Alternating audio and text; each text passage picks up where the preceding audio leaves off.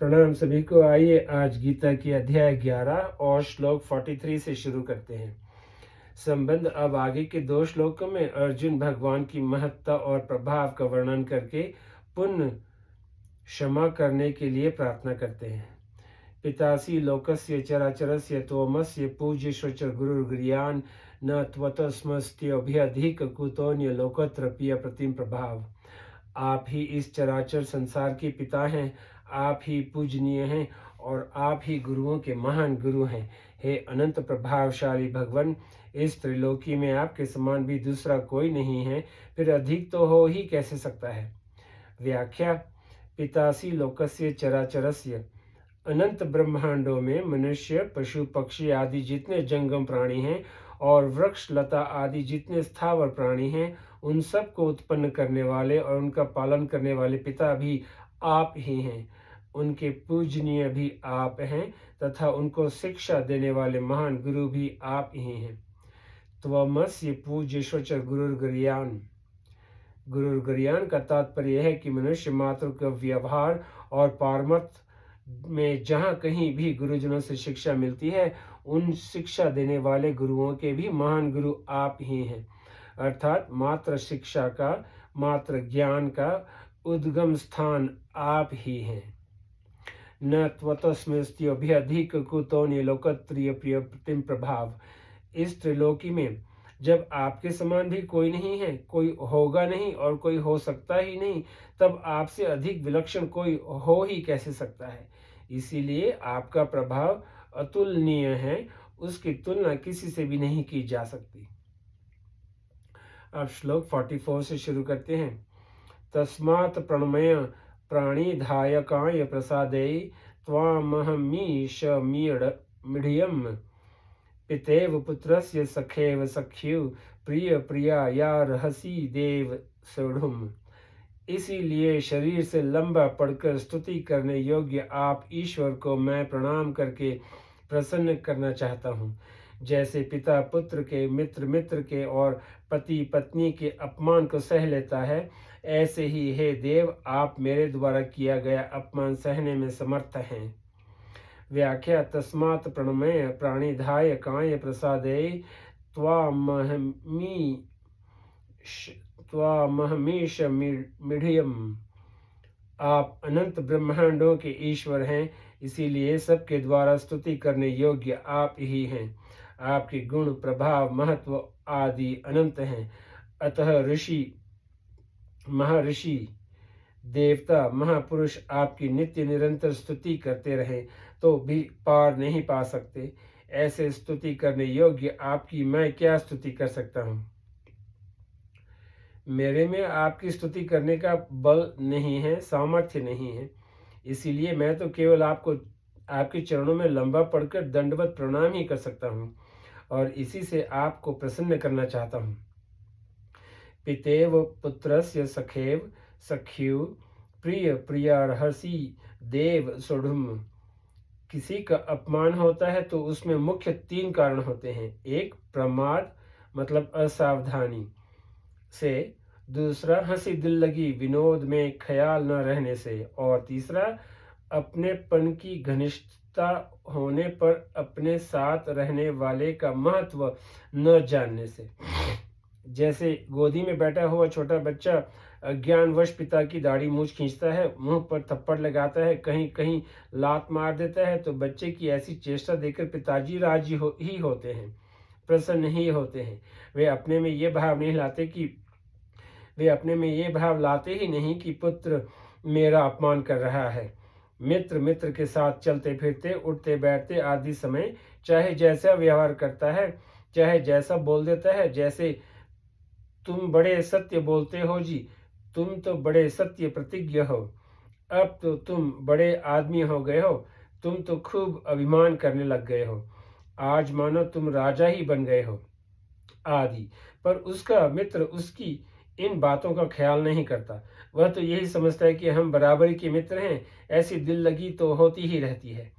पत्नी के द्वारा आपस के प्रेम के कारण उठने बैठने, बातचीत करने आदि में पति की जो अवहेलना होती है, उसे पति सह लेता है। जैसे पति नीचे बैठा है तो वह ऊंचे आसन पर बैठ जाती है। कभी किसी बात को लेकर अवहेलना भी कर देती है, पर पति उसे स्वाभाविक ही सह लेता है। अर्जुन कहते हैं कि जैसे पिता पुत्र के, मित्र मित्र के और पति पत्नी के अपमान को सह लेता है, अर्थात क्षमा कर देता है, ऐसे ही हे भगवान, आप मेरे इस अपमान को सहने में समर्थ हैं, अर्थात इसके लिए मैं आपसे क्षमा मांगता हूँ।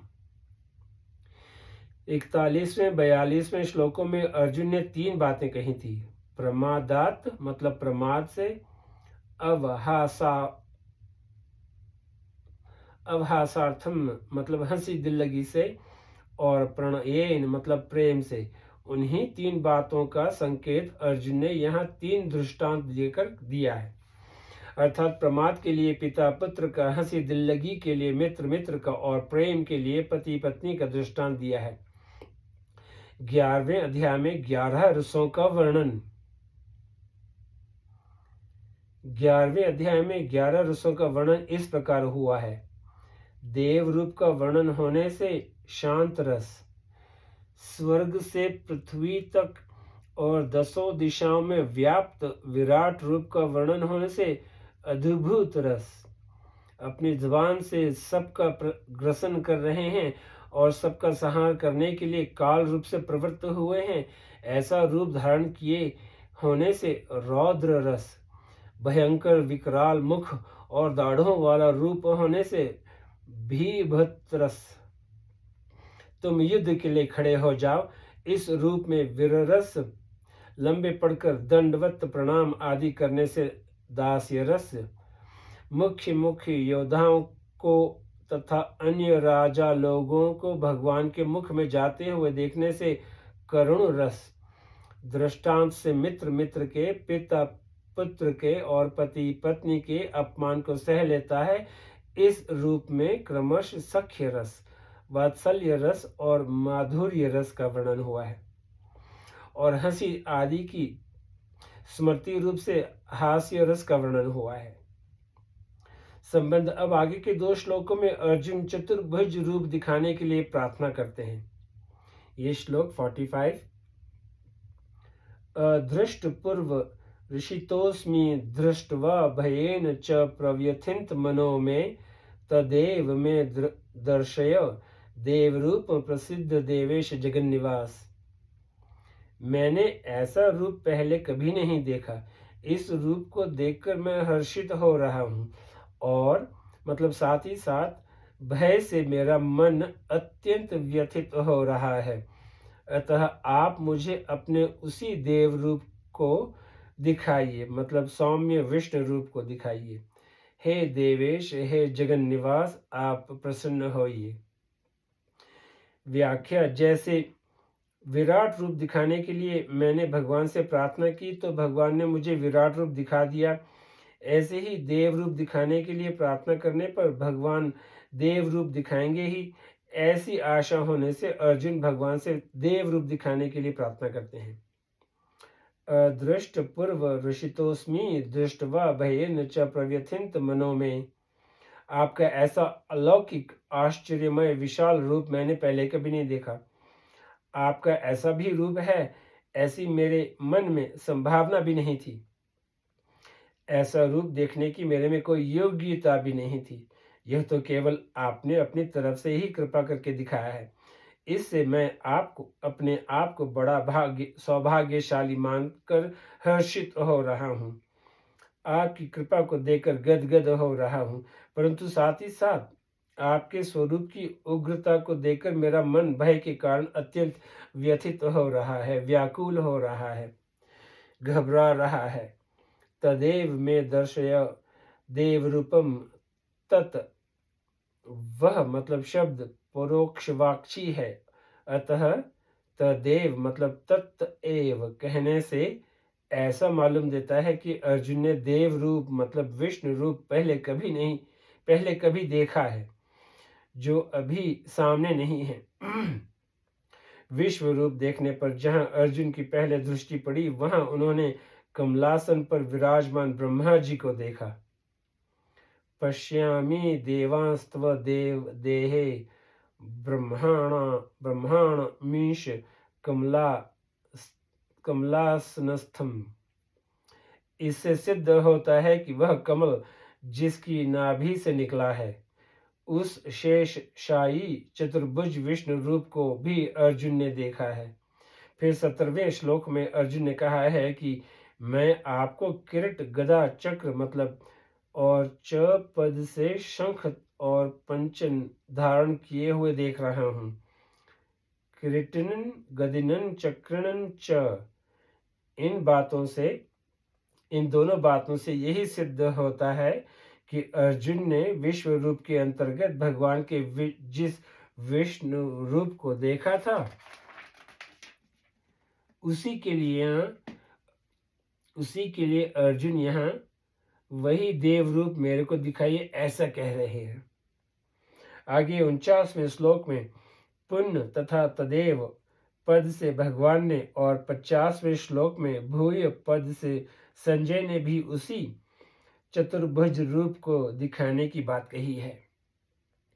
देव रूपम कहने का तात्पर्य है कि मैंने विराट रूप में आपके विष्णु रूप को भी देखा था, पर अब आप मेरे को केवल विष्णु रूप ही दिखाइए।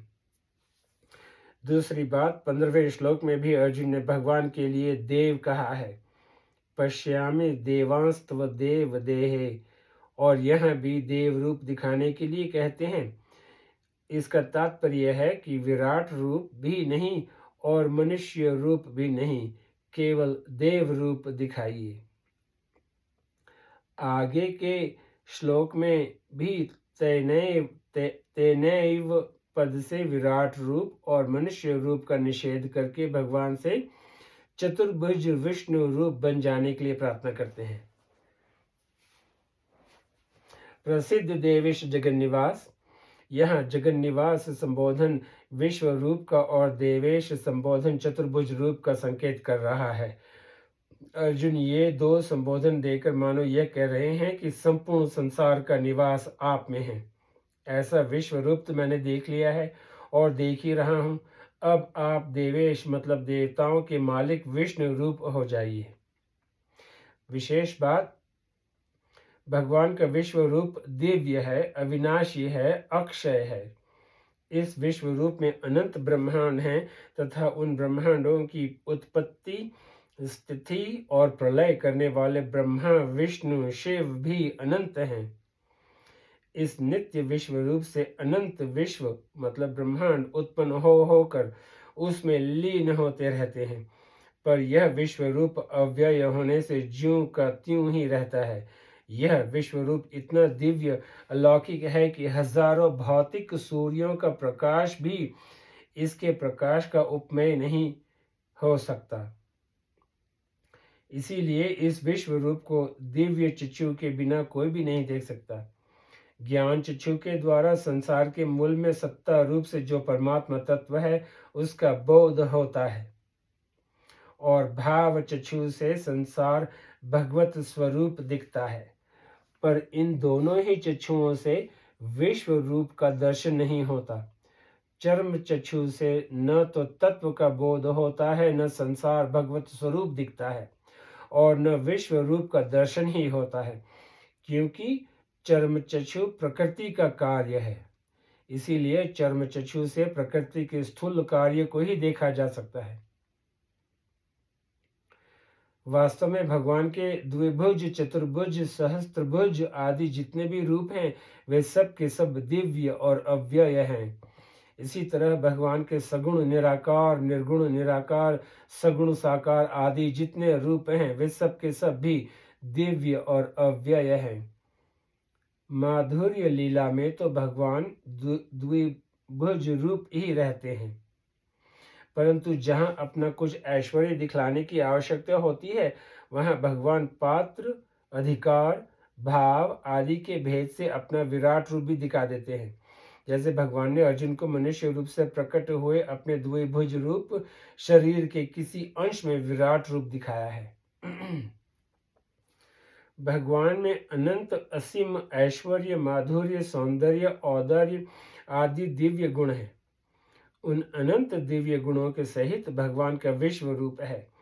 भगवान जिस किसी को ऐसा विश्व रूप दिखाते हैं उसे पहले दिव्य दृष्टि देते हैं। दिव्य दृष्टि न देने पर भी वह जैसा पात्र होता है, जैसी योग्यता और रुचि वाला होता है, उसी के अनुसार भगवान उसको अपने विश्व रूप के स्तरों का दर्शन कराते हैं। स्तरों का दर्शन कराते हैं। यहाँ 11वें अध्याय के 15वें से 30वें श्लोक तक भगवान विश्व रूप से अनेक स्तरों से प्रकट होते गए, जिसमें पहले देव रूप की, फिर उग्र रूप की और उसके बाद अत्युग्र रूप की प्रधानता रही। अत्युग्र रूप को देखकर जब अर्जुन भयभीत हो गए, तब भगवान ने अपने दिव्याति दिव्य विश्व रूप के स्तरों को दिखाना बंद कर दिया। अर्थात अर्जुन के भयभीत होने के कारण भगवान ने अगले रूपों के दर्शन नहीं कराए। तात्पर्य है कि भगवान ने दिव्य विराट रूप के अनंत स्तरों में उतने ही स्तर अर्जुन को दिखाए जितने स्तरों को दिखाने की आवश्यकता थी और जितने स्तर देखने की अर्जुन में योग्यता थी। अब यहीं समाप्त करते हैं, फिर कल श्लोक 46 से शुरू करेंगे। शुक्रिया, नमस्ते।